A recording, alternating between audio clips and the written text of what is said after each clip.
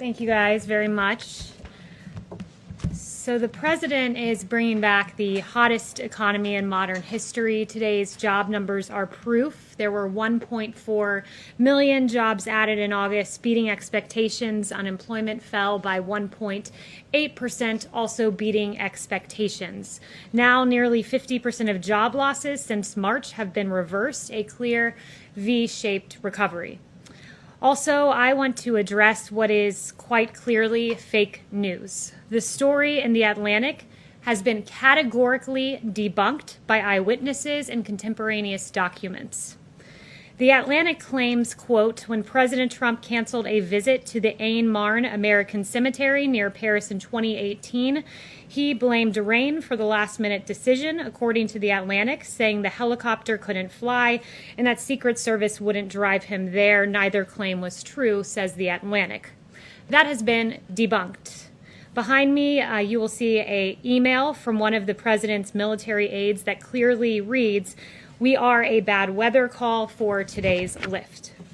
The Atlantic reporting is based on 4 cowardly anonymous sources who probably do not even exist. Meanwhile, within hours, 10 sources, 10, went on the record debunking these lies, 8 with firsthand knowledge, stating on the record one common truth, that this story is false. It never happened.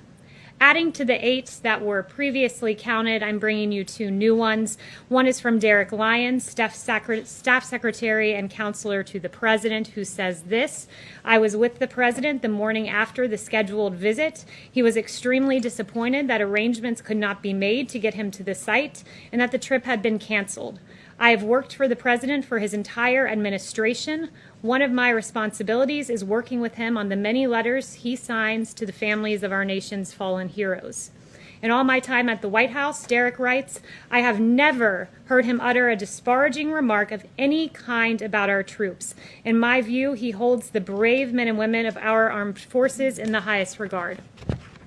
I also bring to you today another quote from a former member of this administration, Dan Walsh, Deputy Chief of Staff, former Deputy Chief of Staff, who is also a retired military officer. I got off the phone with Dan just before coming out here, and he wanted me to share with you all, I can attest to the fact that there was a bad weather call in France and that the helicopters were unable to safely make the flight. Overall, the President's support and respect for our American troops, past and present, is unquestionable. And Dan recounted to me several events he went on with the President, like a World War II veteran who flew with the President on the helicopter in Normandy, visits the President had with our wounded warriors, special ops teams who came to the Oval Office, including the team that got al-Baghdadi, and they brought along Conan, the dog, as well.